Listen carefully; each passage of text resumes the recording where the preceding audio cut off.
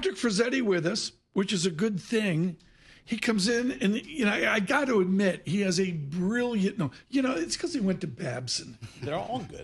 There's not a bum. They force the finance nerds to take English at Babson. They own Boston up there. They do. Rose Advisors, and he writes this brilliant note. I love your first sentence because it says so much about the stress, bull, bear, whatever. Am I reactive or proactive? Brilliant. Just this guy. What's that movie? Brilliant. Yeah. Discuss. So I often get the question, the first question a client in a conversation sometimes, not always, but often is, what should we be doing? And the question is, if I haven't already started a plan, putting together a plan, executing on a plan, really, which, you do every year, every time the facts change. As the facts change, I change. I certainly believe in that, but really, I want to be proactive. I want to be very deliberate in the moves, the changes we make to the portfolio. Everything has to be appropriate. Of course, clients come to us. We want to make sure we do the appropriate planning, that their allocation is correct.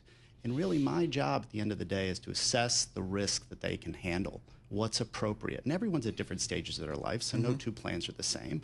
And I want to make sure the proactive planning is executed upon and that they want to remain comfortable and hold and stay in the market, for that allocation that they have to the market. We want to make sure that they stay in the market and that it's appropriate. There's a lot of cross currents out there, whether it's earnings, whether it's geopolitical issues. I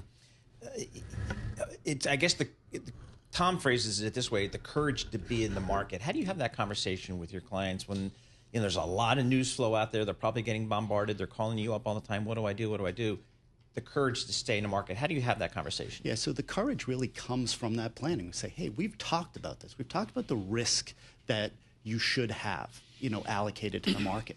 And if we've done our job, and again, part of that is education with the client, but if we've done our job and we could say, hey, you're better off to stay, with this risk, this portion of risk in your portfolio over the long run, then you should maintain it. And everyone responds differently. Again, you could have a retiree that's drawing their income from their portfolio every month, right? They don't want their entire portfolio to have a 20% drawdown. Well, if we've allocated appropriately, they won't. So the fam walks in, and the fossils, they never agree on anything.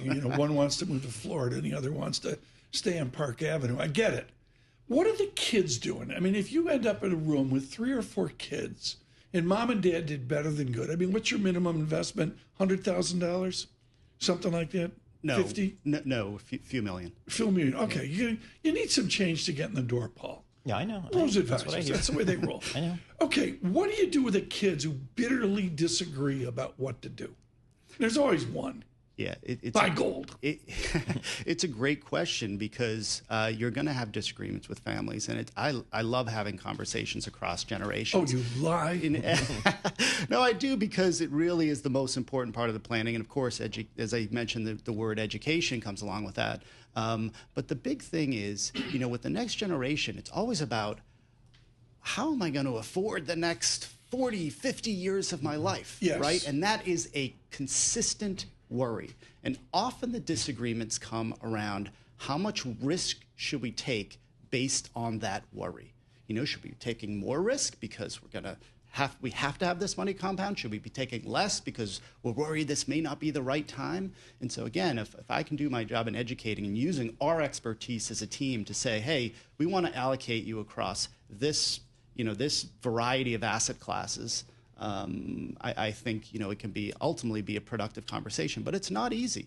Family dynamics. Half my job, I find, it's being the psychiatrist for the family. I mean, folks, you don't know this, but Alexis and I aren't even on speaking terms.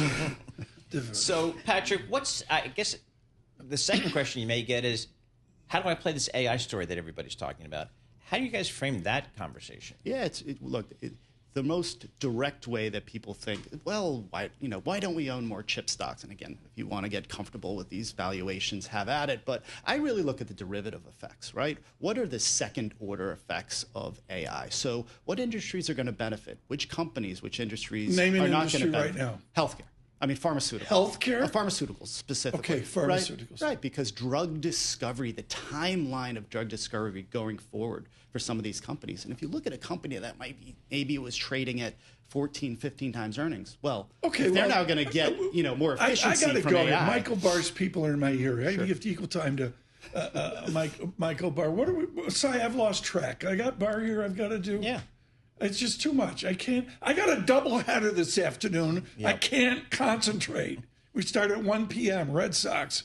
Okay, I've got to get to Barr. Can you come back with our news? Here's Michael Barr.